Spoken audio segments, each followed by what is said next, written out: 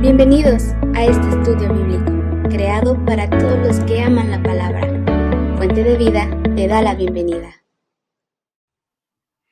Hola, ¿cómo están? Bendiciones a todos. Les mando un saludo fuerte y pues les doy la más cordial bienvenida a esta clase bíblica que estamos ahora ya en la tercera parte de nuestro estudio bíblico. Entonces, ¿qué es lo que estamos aprendiendo? Estamos aprendiendo que las 7 iglesias de Apocalipsis corresponden a las 7 etapas. La iglesia de Éfeso, iglesia apostólica del año 33 al año 100. La iglesia de Esmirna, que significa mirra, que era con lo que se ungían los cuerpos, es del año 100 al año 313, ¿ok? Y aquí es cuando dice, si bien vemos en Apocalipsis capítulo 2, 8, dice, yo conozco tus obras, tu tribulación, tu pobreza, la blasfemia de los que dicen ser judíos y no lo son, sino sinagoga de Satanás. No temas nada de lo que vas a padecer. He aquí el diablo echará a algunos de vosotros en la cárcel para que seáis probados. Tendréis tribulación por 10 días, tribulación. O sea que hablamos mucho de persecución en el periodo de la iglesia de Esmirna. Y según los historiadores cristianos y según lo que podemos ver en la historia referente a esto, es que esta porción de la escritura pudiera bien referirse a el siglo segundo y el siglo tercero, los peores siglos de la historia de persecución del cristianismo, ¿ok? Entonces, ¿qué es lo que sigue? Pérgamo. Pérgamo es el estudio que nos compete el día de hoy. Tenemos la iglesia imperial, ¿ok? Del año 313 al año 476. ¿Qué sucede en el 313? Bueno, ahora lo vamos a ver. Constantino sube al poder y Constantino promulga su famoso edicto de tolerancia en Milán y entonces terminan las persecuciones. Ahora lo vamos a ver. Y en el 476 es la caída del Imperio Romano de Occidente.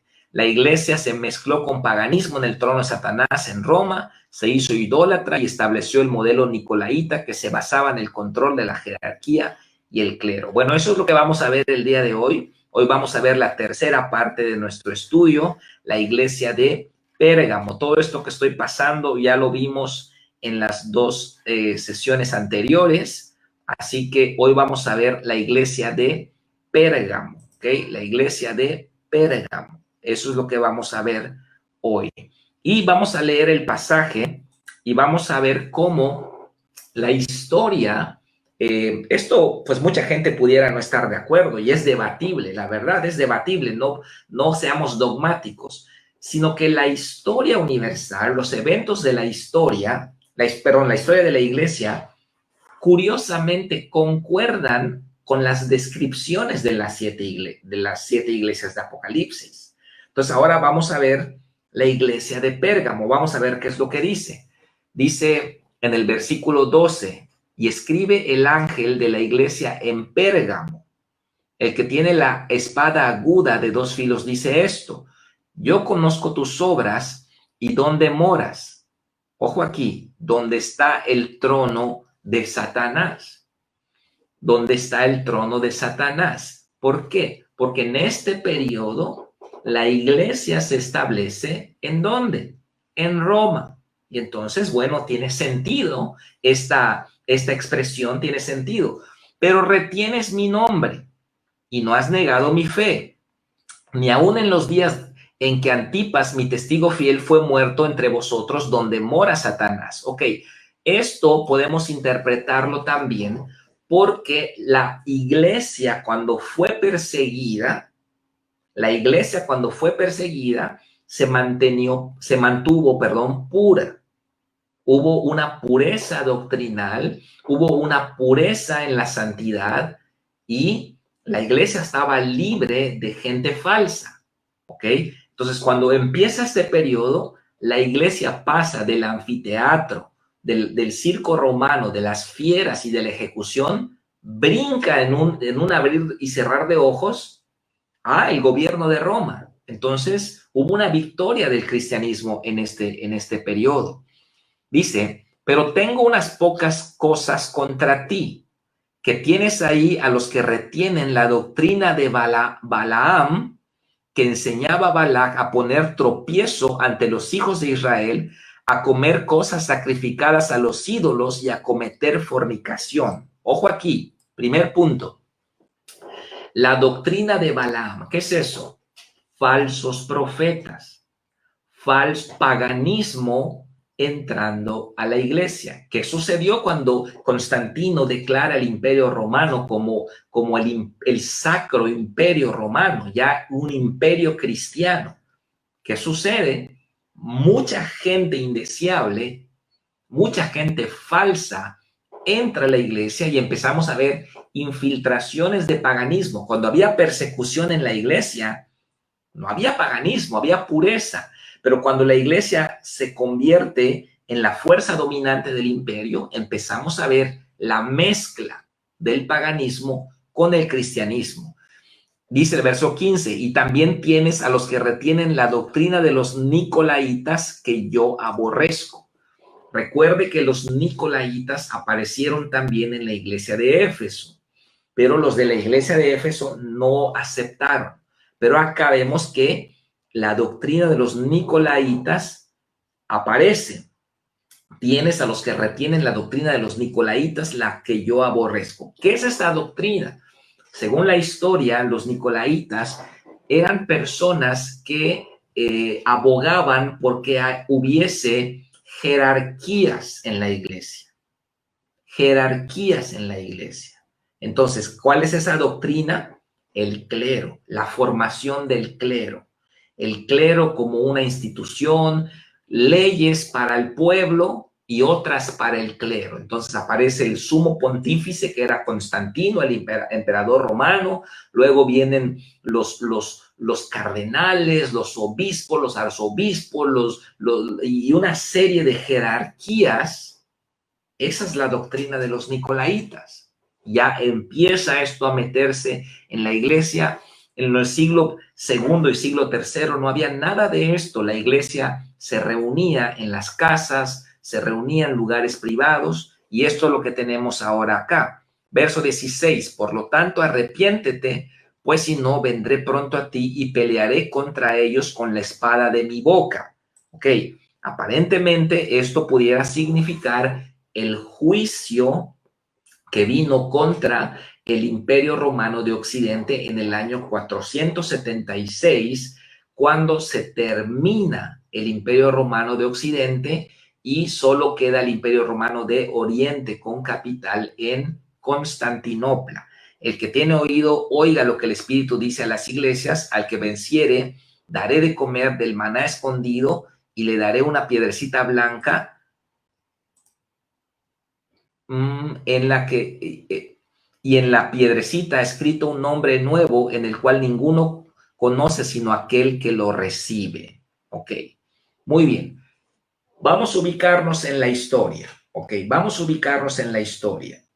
Tenemos la historia del Imperio Romano y la historia del cristianismo en paralelo. Ok, tenemos que estudiar ambas historias.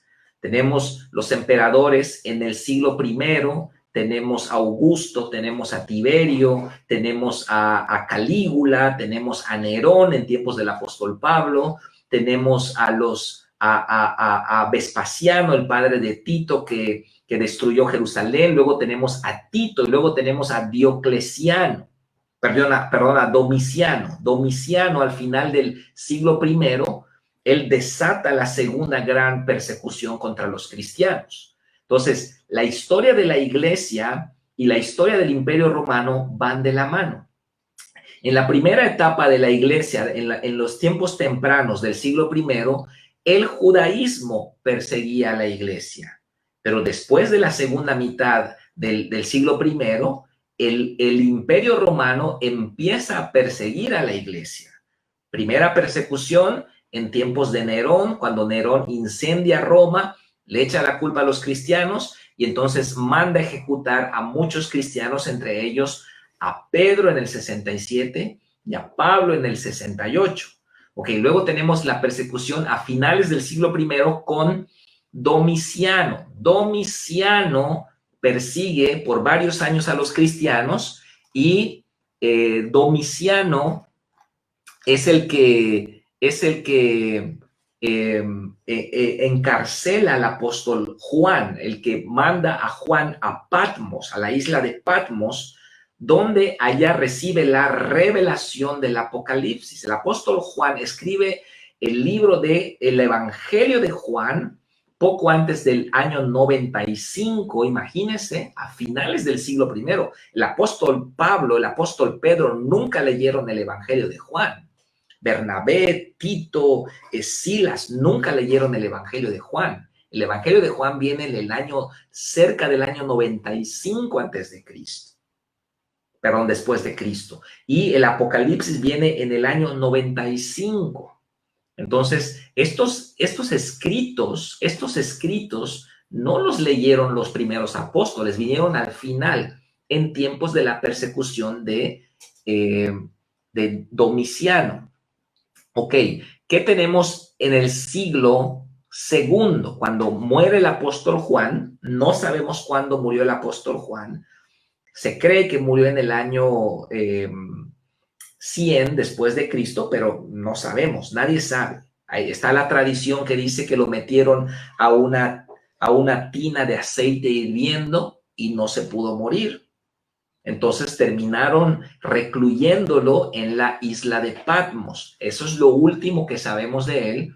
Sabemos también por la historia que el apóstol Juan fue a Éfeso y reprende a la diosa Diana de los Efesios, entra al templo de Diana, reprende a Diana de los Efesios y la historia dice, las tradiciones dicen que una grieta cruzó todo el templo de Diana. Cuando él hace la reprensión, una grieta cruza el templo de Diana de los Efesios. Esto solamente está en algunos escritos, no está en la Biblia, obviamente. ¿Qué es lo que tenemos siglo II y siglo III? Tenemos persecuciones sistemáticas. Trajano, Marco Aurelio, el que sale en la película El Gladiador, él persiguió a los cristianos mucho. Séptimo Severo, tenemos a Maximino, tenemos a Decio, tenemos a Valeriano, tenemos a Diocleciano. Entonces, la historia del cristianismo va de la mano de la historia del Imperio Romano. ¿Ok? Diocleciano, él hizo la gran persecución. La gran persecución sucedió en tiempos de Diocleciano. Quiero leerle algo de la persecución de Diocleciano. La persecución de Diocleciano fue la más grave, pues este quiso reformar el imperio en todos los aspectos y una parte muy esencial de su política era reforzar el culto imperial, es decir, el culto al emperador. Fue instigado a ella por los césares Maximiano y Galerio.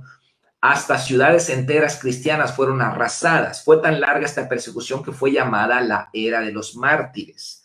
Se mandó quemar cada iglesia, cada ejemplar de la Biblia, derribar iglesias, se mandó derribar iglesias, quitar la ciudadanía a los cristianos. Los baños de Diocleciano se construyeron con esclavos cristianos. 12 siglos después se volvió la iglesia de Santa María. ¿Ok?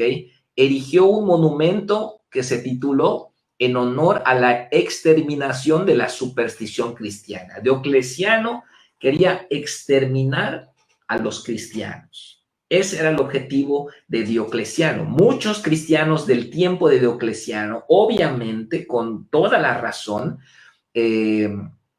creyeron que era el anticristo. Ellos creían que Diocleciano era el anticristo, ¿ok? Galerio y Constancio, el padre de Constantino, continuaron la persecución hasta el año 313. ¿Qué sucede en el año 313? Bueno, Constantino promulga el famoso Edicto de Tolerancia, donde se le permite al cristianismo sobrevivir. Ahí todavía Constantino no era cristiano y tampoco el imperio fue cristiano. Ahí solamente se le permite al cristianismo sobrevivir. El edicto la cristianización del imperio viene en el año 324, no en el 313, en el 324. Ok, ¿cómo sucede esto? En el 305, Diocleciano abdica el trono, la religión cristiana está prohibida, se castiga con pena de muerte, y en el 312 hay una lucha, una pugna por el poder. Magencio y Constantino luchan con el poder, luchan por el poder. El que gane va a perfilarse como emperador de Roma, ¿ok? Magencio representaba el elemento pagano del imperio, acérrimo perseguidor de los cristianos, Magencio. Constantino, hijo de Constancio, él representaba el progresismo, él simpatizaba con el cristianismo. Constantino pensaba que los cristianos no eran malos, que los cristianos podían libremente tener su religión. Ahora, esto cambia hasta que los dos ejércitos de Magencio y de Constantino están preparados para la batalla en el río Tíber. Dice la historia que Constantino en la mañana tiene una visión y ve en el cielo una cruz ve en el cielo, y ve una frase que dice in hoc signo vinces, una frase en latín. Es la frase, para los que estudiaron en el Tecnológico de Mérida, es la frase es la frase del Tecnológico de Mérida. De hecho, si usted pasa enfrente del Tecnológico, va a ver esa frase en grande, in hoc signo vinces. ¿Qué significa esa frase? Significa, por este signo vencerás. ¿Cuál era el signo? La cruz. Y entonces Constantino cree que el Dios de los cristianos, que Cristo le está dando la victoria. Al día siguiente viene la batalla, Magencio muere ahogado en el río y Constantino cree que Cristo, el Dios de los cristianos, le ha dado la victoria. Aunque Constantino no dejó de ser pagano en ese momento, Constantino simpatiza con los cristianos y todos los cristianos se alegran cuando Constantino sube al poder en el año 312 después de Cristo. ¿Ok? En el año 313 el cristianismo es legalizado y en el 324, cuando Constantino asume el control total del imperio, Constantino promulga, convierte el imperio romano en el Sacro Imperio Romano, es decir, imperio cristiano, un imperio cristiano, con él a la cabeza de la iglesia. Él era líder de la iglesia. Ok, digo, Constantino se duda, históricamente hablando, de su conversión. No sabemos si el emperador Constantino realmente se convirtió, parece que no. Era un gran político, era un gran estratega militar, pero era un muy mal cristiano. Parece ser que Constantino realmente no se convirtió, sino que fue una estrategia política. Obviamente yo creo que Dios también movió las cosas a favor de la iglesia, pero hubo una estrategia política porque en tiempos de Constantino los historiadores piensan que ya la población cristiana del imperio superaba el 50%. Había 120 millones de almas en el imperio romano y en tiempos de Constantino ya eran más de la mitad del imperio romano. Entonces Constantino dice, cristianicemos el imperio, hace una jugarreta política y la iglesia empieza a gozar de buenas, de cosas buenas. Se le llama la victoria del cristianismo en esa etapa. Pero el cristianismo personal de Constantino es dudoso. Es dudoso.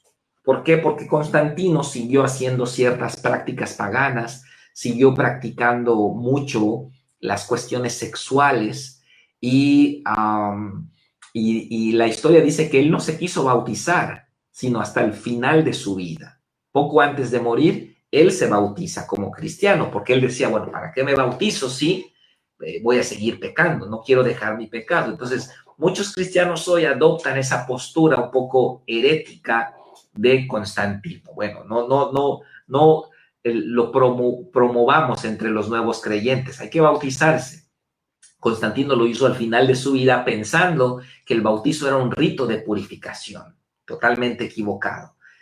Muy bien. Todo este cambio tan dramático, tan tremendo que sucedió de la noche a la mañana, oscuridad total, tinieblas, muerte, persecución, catacumbas, anfiteatro, circo romano, ejecuciones, matanzas masivas, persecuciones sistemáticas. De repente, ¡boom!, pasamos a Constantino y la iglesia ahora simpatiza con el emperador. Muchos cambios vinieron. La verdad que Constantino ha sido el emperador que hizo la más grande revolución en lo que es el Imperio Romano. Todos los emperadores, cuando leemos la historia de todos los emperadores, todos querían restaurar la gloria de Roma. Entonces, la tendencia del emperador siempre fue ir en contra de las innovaciones. El cristianismo era una innovación. La tendencia de todos los emperadores siempre fue volver al paganismo primitivo de Roma. Esa era la tendencia. Constantino hace todo lo contrario. Constantino mira hacia el futuro, cristianiza el imperio, y Constantino hace los más grandes cambios de toda la historia del Imperio Romano. Los hizo Constantino. ¿Qué cambios vinieron? ¿Qué beneficios vinieron?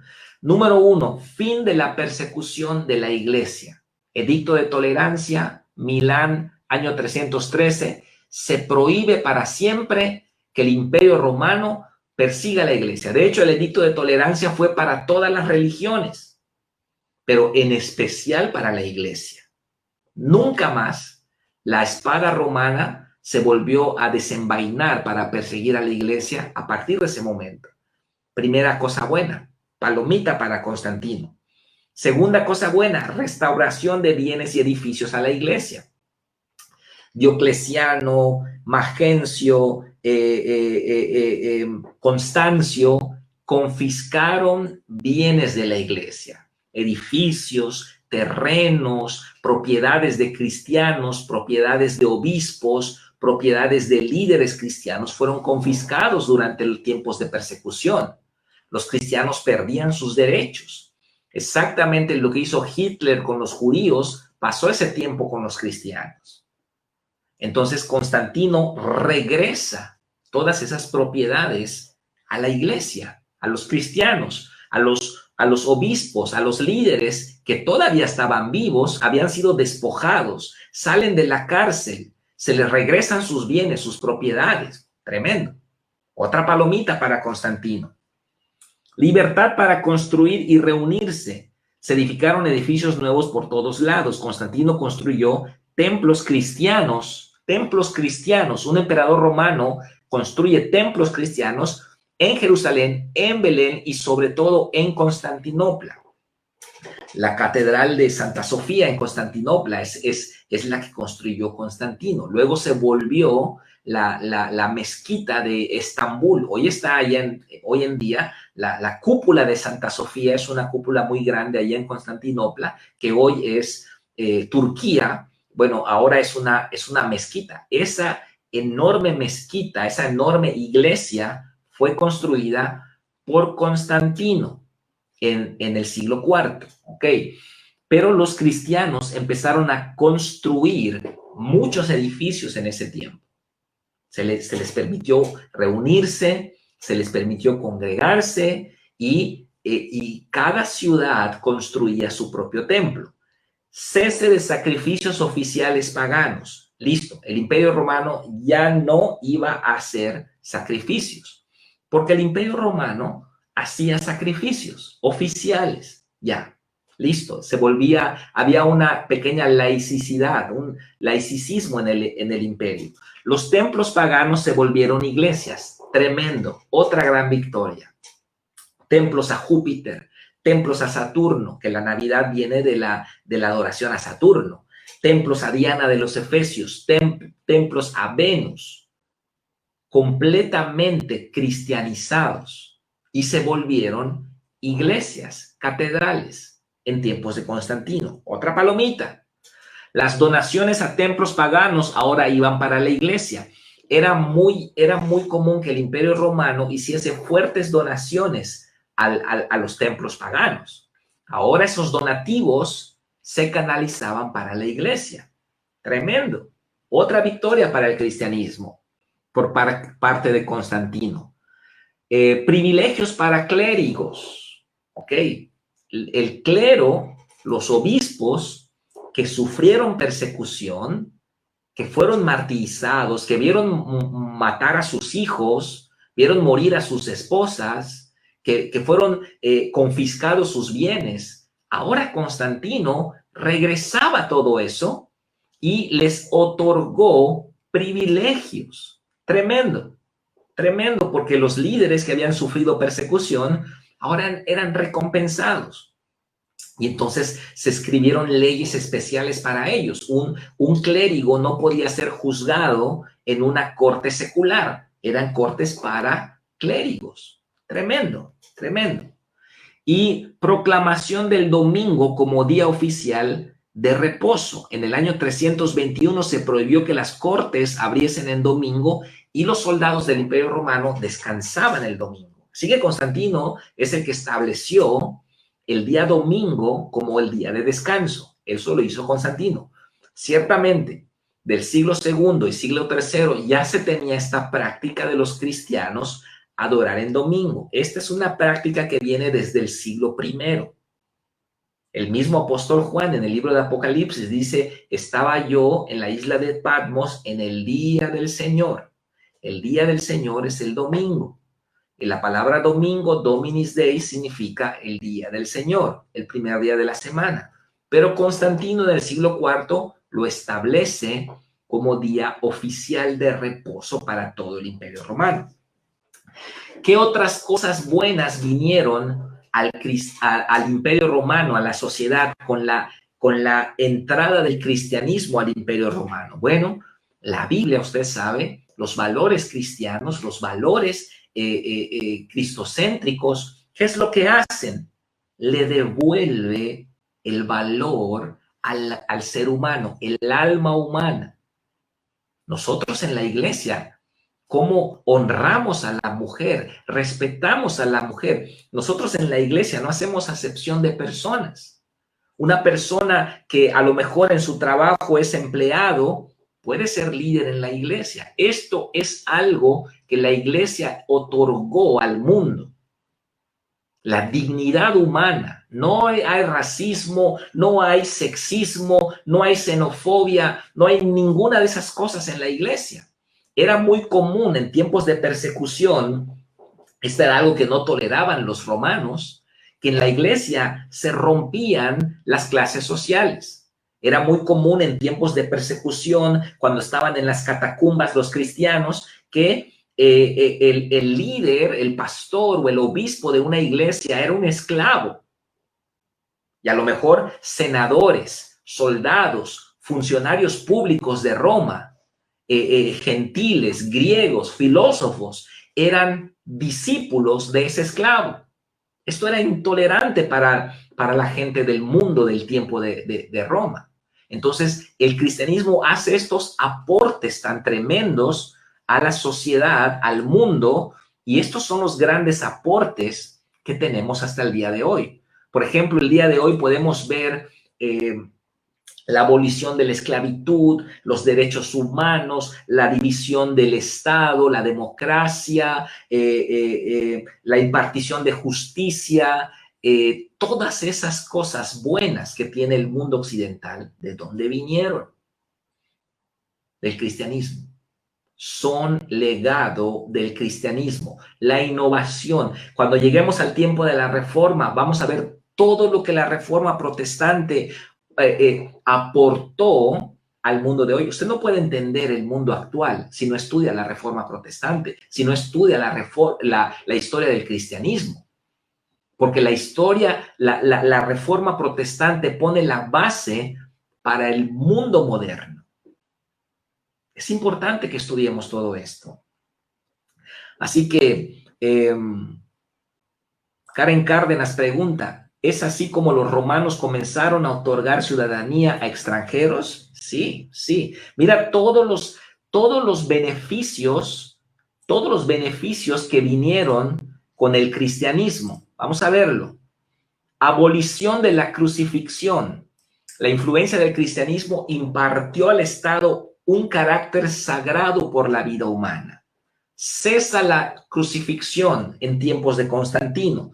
Constantino adoptó la cruz como emblema sagrado e insignia de su ejército y la crucifixión fue abolida porque decían, bueno, nuestro Salvador murió crucificado.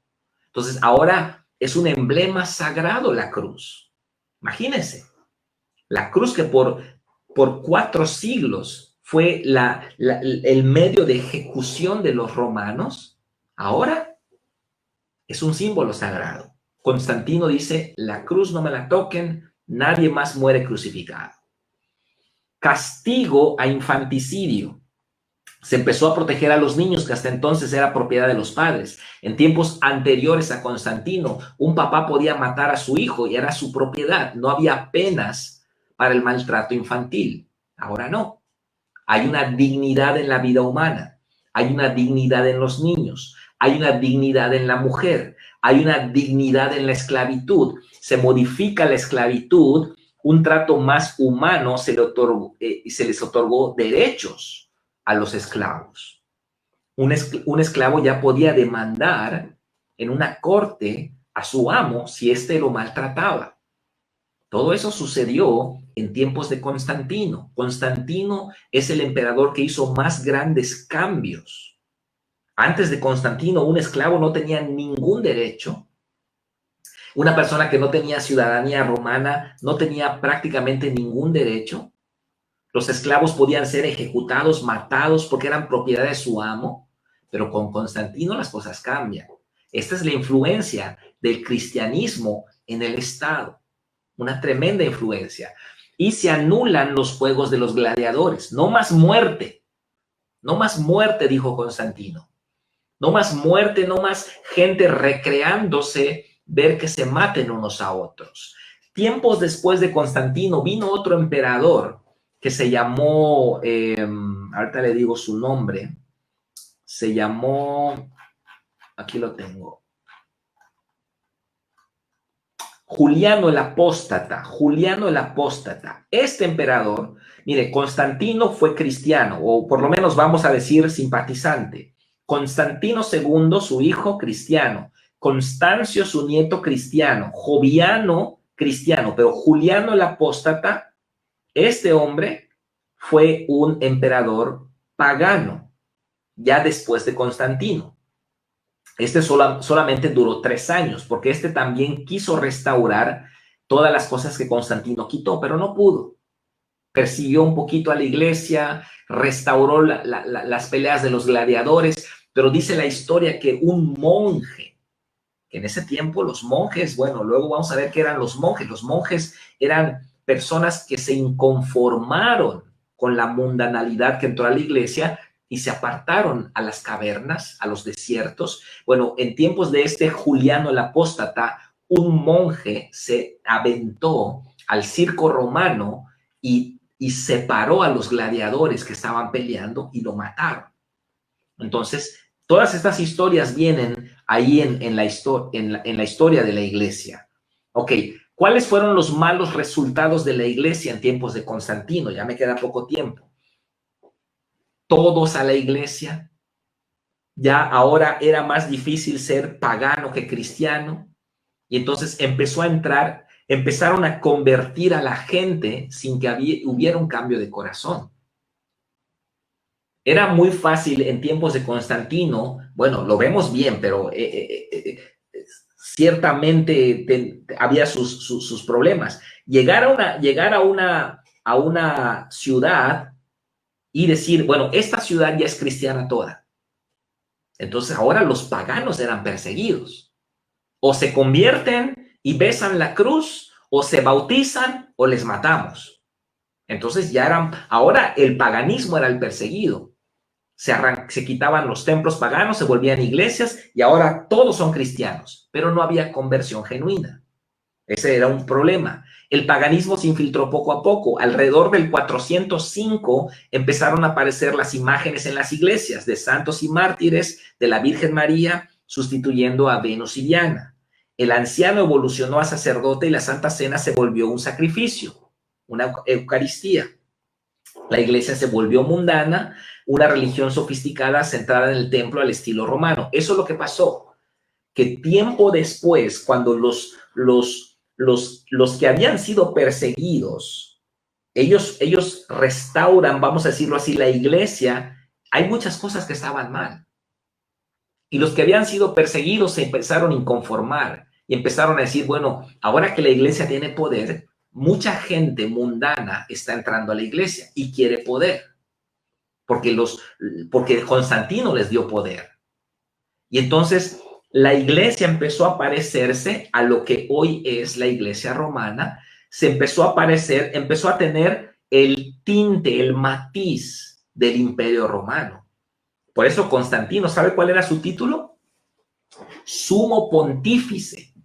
Mire de dónde viene el término. Sumo pontífice del Imperio Romano, y luego se volvió sumo pontífice de la Iglesia Católica. ¿Por qué? Porque católico significa universal. Entonces ese término fue acuñado en ese tiempo. Empezó a haber lo que se conoce como se me fue el nombre, la mezcla del paganismo con el cristianismo. Empezó a haber una mezcla. Y entonces empezaron a haber muchos problemas. La iglesia sale de las sombras y entonces se vuelve una religión centrada en templos, en catedrales. Eso no es lo que Jesús nos dijo. La iglesia creció cuando era perseguida, pero cuando se vuelve una religión oficial, una religión de rituales, de ceremonias, de templos, la iglesia empieza a decaer.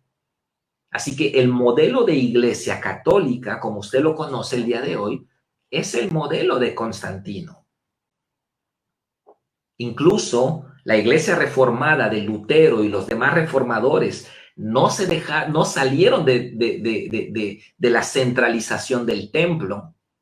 Por eso es John Wesley que en el siglo XVIII él vuelve a las casas. Por eso es bueno que nosotros tengamos la iglesia en casas. Porque la iglesia centrada en el templo es el modelo de Constantino. Bueno, esas cosas equivocadas surgieron en ese tiempo, ¿ok? Y hubo una unión de iglesia y Estado, que bueno, luego metió en muchos problemas a la iglesia.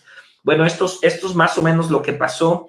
Vamos a terminar hasta acá, ¿ok? Pero estamos en la tercera etapa de la historia de la iglesia imperial del año 313 al año 476, o la iglesia de Pérgamo. Ok, vamos a orar entonces. Padre, en el nombre de Jesús ponemos delante de ti.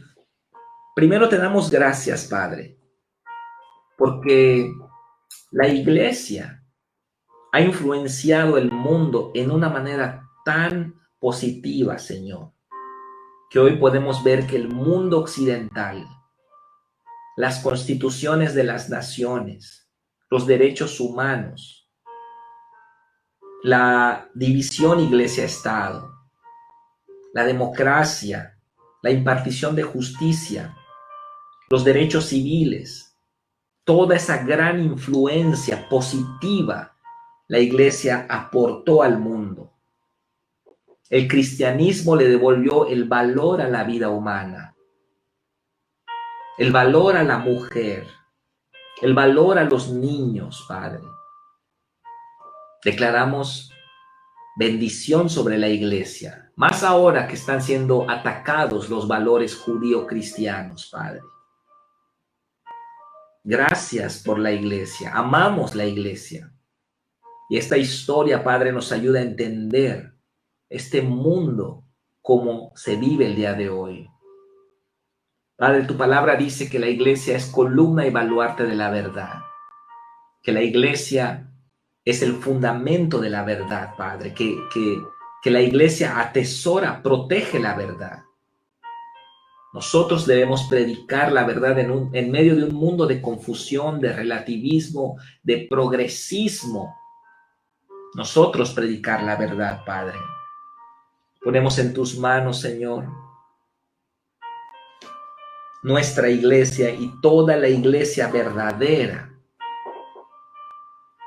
a la cual pertenecen los verdaderos cristianos. No estamos hablando de iglesias denominacionales o de iglesias específicas. La iglesia verdadera es aquella donde tus hijos que te aman y te siguen forman parte, aunque seamos de distintas congregaciones. Oramos por la iglesia verdadera en medio de un mundo de confusión, de un mundo de relativismo, un mundo de completa separación de la verdad. Trae bendición, Padre. En esa autoridad que nos has dado, oramos por nuestros hermanos, Padre. Declaramos tu victoria, Padre. Protección en medio de la pandemia, protección en medio de la tribulación. Padre, 2021, en el nombre de Cristo, que sea un año de sanidad, de restauración, pero sobre todo de pureza espiritual. Vienen tiempos difíciles, pero tú vas a purificar a tu iglesia, Padre. Declaro que este ayuno nos va a preparar para lo que viene de parte tuya, Señor. Declaro bendición para mis hermanos que están conectados y te doy gracias, Jesús. Te doy gracias, Padre. Te bendigo y te doy gracias en el nombre de Cristo Jesús. Amén. Amén, amén. Muy bien. Pues muchas bendiciones. Les esperamos el domingo. Estoy basándome en este libro, Historia de la Iglesia. Está en Amazon, creo que cuesta como 200 y algo de pesos. Muy bueno, lo recomiendo para que usted tenga ahí en su biblioteca y que esté consultando, y le sirve como referencia para hacer investigaciones más profundas, pero es un buen material que todos debemos tener. Y recuerde que la historia de la iglesia nos va a hacer entender el mundo moderno. La historia de la reforma nos va a hacer entender el mundo que estamos viviendo. Así que tenemos que estudiar, entender los porqués del mundo presente. No los podemos entender si no estudiamos la historia, y eso nos va a servir también para la escatología, para entender el futuro y las profecías. Así que yo le animo a que sea un gran apasionado del estudio de la historia de la iglesia y que profundice en esta materia, no solamente ahora como un estudio que estamos dando, sino siempre consulte la historia. Amén. Le mando un abrazo fuerte, muchas bendiciones. Le doy gracias a Dios por su vida y espero que haya sido edificante este tiempo juntos. Hay mucho, es muy amplio este tema, imposible darlo en una sesión de 1 hora, pero por lo menos ya le di los ingredientes de lo que usted puede verificar después. Así que un abrazo fuerte, bendiciones, saludos y nos vemos el domingo.